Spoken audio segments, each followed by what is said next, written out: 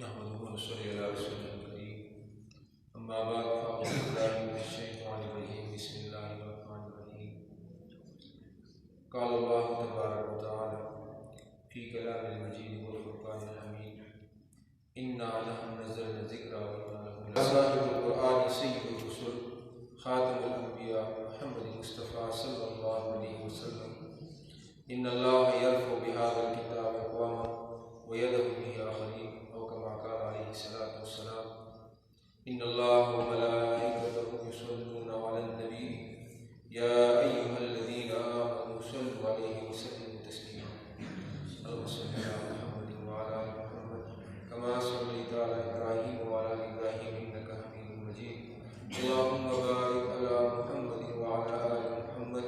كما باركت على إبراهيم وعلى آل إبراهيم إنك حميد مجيد तमाम मुहतरम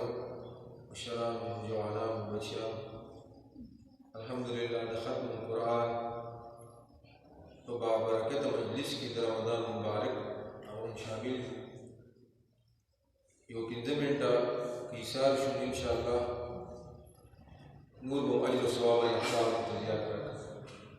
चूँकि दरी कारी से दे अफदान उस्तादान रवान दी वगैरह पर 15 मिनट मुंगे से सो खबर तमाम मुहतरम ख़त्म कुरान दायो ډېر لوی عمل دی عبادت دی او د حضور علیه الصلاة والسلام د زمانې دا سلسله روانه ده الحمدلله هر کال په رمضان مبارک کې باقاعده د قرآن پاک ختم او باقاعده هر مجموعات کې او الحمدلله نن سبا په هره حجره کې په اکثرو کورونو کې دا برکت اجتماعات کېږي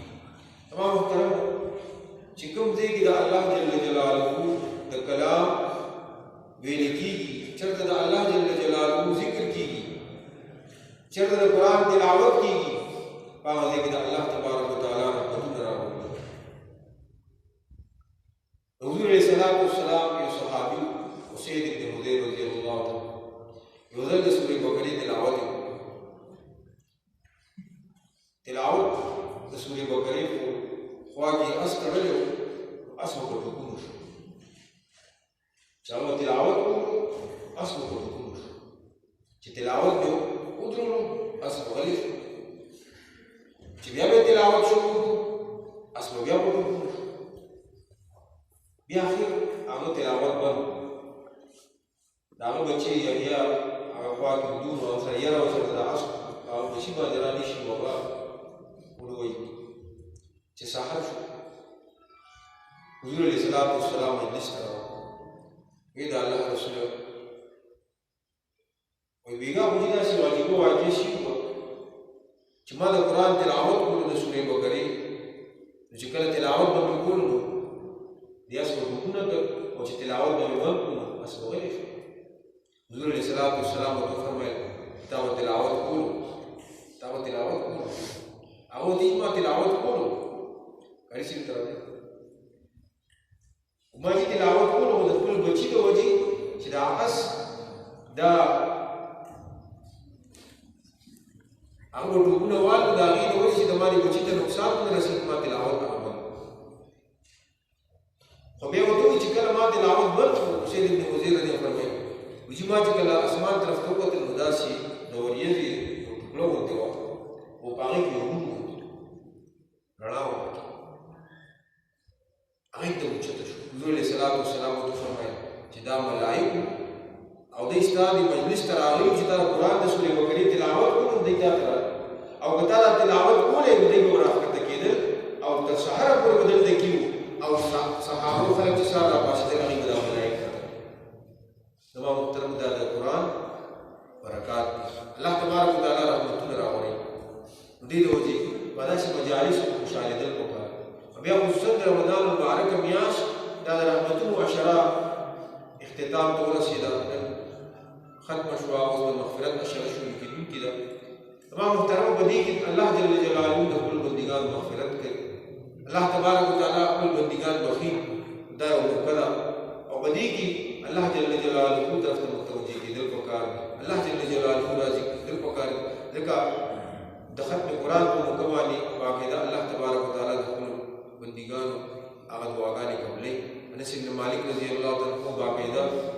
بچیاں دور راون کا ختم قرآن کو مکمل دعاګانې وکړو په دې کې الله تبارک وتعالى دعاګانې کوي دا ډېر بابرکت مجلس دی ان شاء الله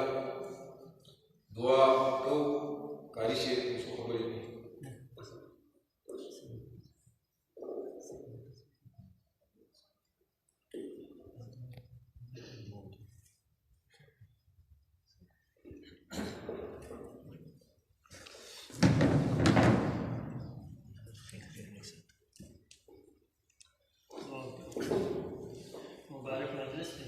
څنګه چې تاسو مونږ راغون شوي دغه شان چې دی نو داسې مجالسو ته فرښتې هم راغلي دي فرښتې هم راغونډېږي داسې مجالسو ته لهذا دا عند الله ډېر مقرب مجلس دی د اخلاص سره درود شریف ووایي اللهم صل علی سیدنا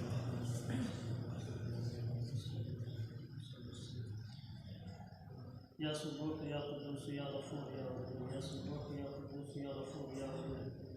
يا سبوح يا قدوس يا غفور يا ودود وعنت الوجوه للحي القيوم الحمد لله الذي حمدا الحمد لله الذي حمدا اللهم يا رب لك الحمد كما ينبغي لجلال وجهك وعظيم سلطانك استغفر الله الذي لا اله الا هو الحي القيوم واتوب اليه استغفر الله الذي لا اله الا هو الحي القيوم واتوب اليه استغفر الله الذي لا اله الا هو الحي القيوم واتوب اليه اللهم اعنا على ذكرك وشكرك وحسن عبادتك اللهم احسن عاقبتنا في الامور كلها واجرنا من خزي الدنيا وعذاب الاخره اللهم انك عفو كريم تحب العفو فاعف عنا يا كريم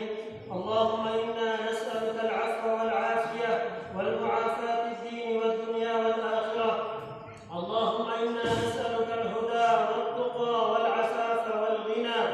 اللهم ربنا آتنا في الدنيا حسنة وفي الآخرة حسنة وقنا عذاب النار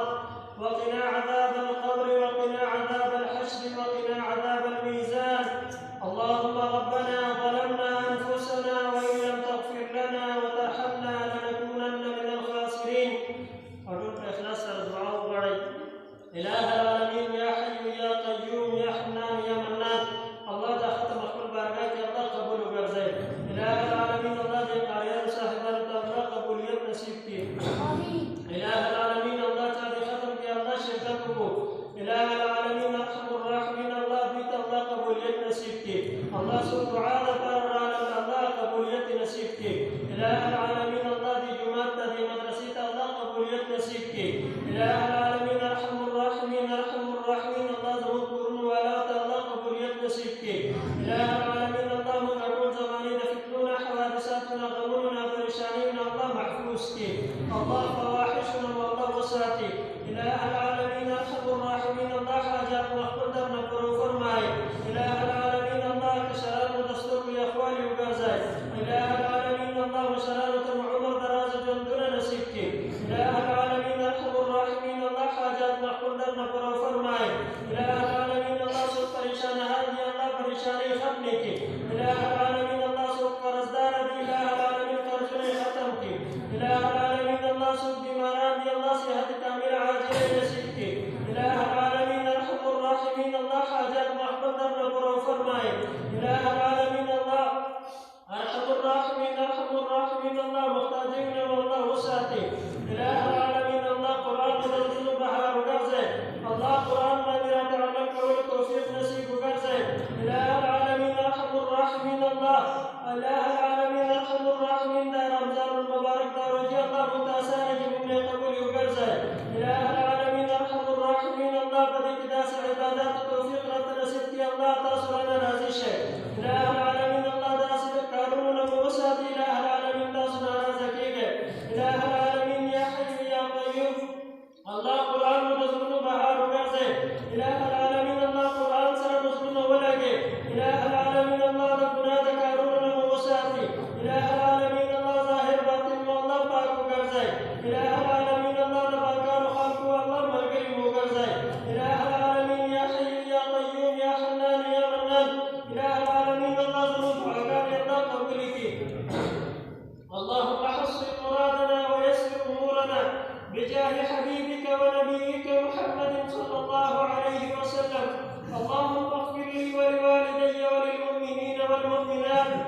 والمسلمين والمسلمات الأحياء منهم والأموات، وصلى الله تعالى على خير خلقه محمد وآله وأصحابه أجمعين. آمين برحمتك يا رب.